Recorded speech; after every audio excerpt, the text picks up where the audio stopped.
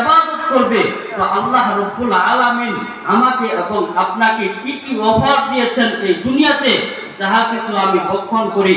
দেখেন আল্লাহ রাব্বুল আলামিন তো কুরআনুল কারীমে এমন বলেছেন, মা ফিল আরদি জামিআ, জমিনের ভূপৃষ্ঠে যাহা কিছু রয়েছে সবই আমি বান্দার কল্যাণার্থে ছেড়ে দিয়েছি, সব আমি বান্দার কল্যাণের জন্য দিয়ে দিলাম।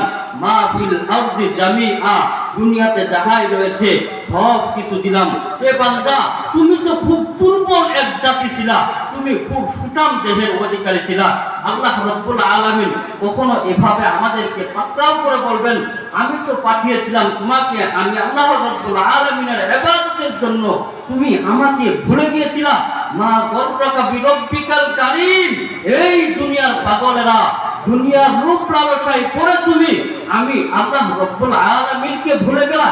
আল্লাযী খালাকাকা ফাসাওয়াকা, যিনি তুমি বান্দাকে সৃষ্টি করলেন, ফাসাওয়াকা, যথার্থ সৃষ্টি করেছেন। আমি আপনি এই দুনিয়াতে ইচ্ছা, নিজের ইচ্ছায় আসতে পারতাম না। মা এবং বাবা নামক সেই মাধ্যম দিয়ে আল্লাহ তাআলা আপনাকে এবং আমাকে এই দুনিয়াতে পাঠালেন। পাঠানোর উদ্দেশ্য একটাই, ইল্লা লিয়াবুদুন, বান্দা হে তুমি ইবাদত করতে থাকো, নচেত আমি এই যে তোমাকে সৃষ্টি করেছি, খালাকাকা ফাসাওয়াকা, এই যে আমি তোমাকে যথার্থ সৃষ্টি করলাম, এরপরও তোমার কি একটু চিন্তা হয় না আমি রব তোমাকে সৃষ্টি করেছি? তোমার কি দিল একটু কম্পন করে না যে আমি রব তোমাকে সৃষ্টি করে আমার সৃষ্টির আমি স্রষ্টা, কি লক্ষ্য কি উদ্দেশ্য সেটা জানিয়ে দেবার পরেও কি তোমার মন চাচ্ছে না আমি আল্লাহ রাব্বুল আলামিনের কাছে এসে মাথা নত করো? দুনিয়াতে আর কারোর কাছে মাথা নত করতে হবে না, যিনি স্রষ্টা, স্রষ্টার কাছে মাথা নত করার জন্য আল্লাহ রাব্বুল আলামিন এই যে আমাদেরকে একটা আদেশই করলেন, আর কিছুই করতে হবে না।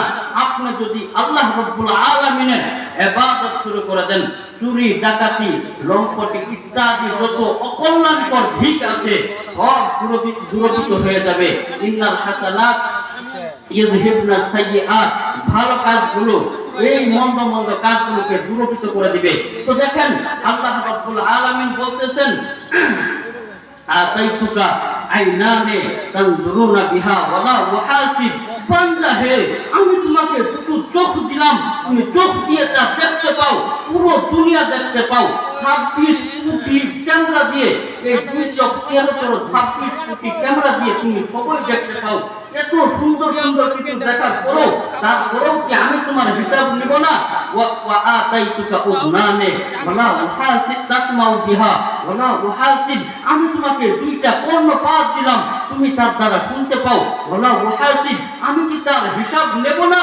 ওয়া আতাইতুকা ইয়াদানে তাফতিশু বিহা, আমি তোমাকে দুইটা হাত দিলাম, তুমি তার দ্বারা অনুভব করো, ধরতে পারো। ওয়ালা ওয়াহাসিব, এর পরেও কি আমি আল্লাহ তোমাকে হিসাব নেব না?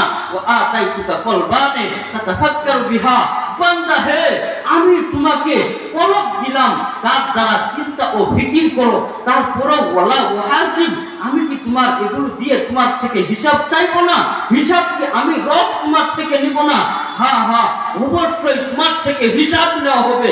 ওয়া আতাইতুকা আকলানে তুমাইযু বিহা, তোমাকে একটা দিমাগ দিলাম, ভালো মন্দ তারতম্য করে খাবার মতো ক্ষমতা দিলাম, তুমি এত সুন্দর সুন্দর অফার পেও। ওয়ালা ওয়াহাসিব, আমি কি তোমাকে সেদিন ধরবো না?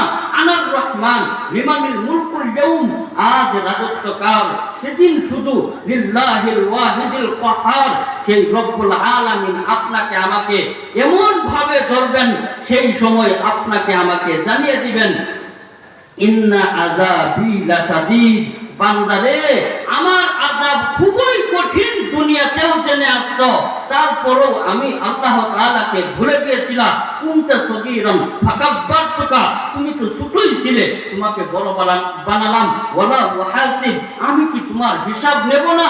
হ্যাঁ হ্যাঁ, 3.5 হাত বডির পাওয়ার দেখিয়ে তুমি আমি আল্লাহ তাআলাকে ভুলে গিয়েছিলে। হ্যাঁ হ্যাঁ, এই যে 3.5 হাত মাটির কবর তোমাকে চারপাশ থেকে চেপে চেপে শাস্তি দিয়ে তোমাকে বুঝিয়ে দিবে। আনার রহমান ওয়াহিদুল কাহার, আমি আল্লাহ একক, আমি আজ রহিম হব না, তোমার জন্য রহমান স্বরূপ যতটুকু শাস্তি প্রাপ্য আমি আল্লাহ তাআলাকে ভুলে গিয়েছিলে, ঠিক ততটুকুই তোমাকে আযাব দেওয়া হবে।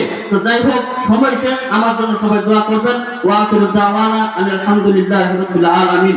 আসসালামু আলাইকুম ওয়া রাহমাতুল্লাহ।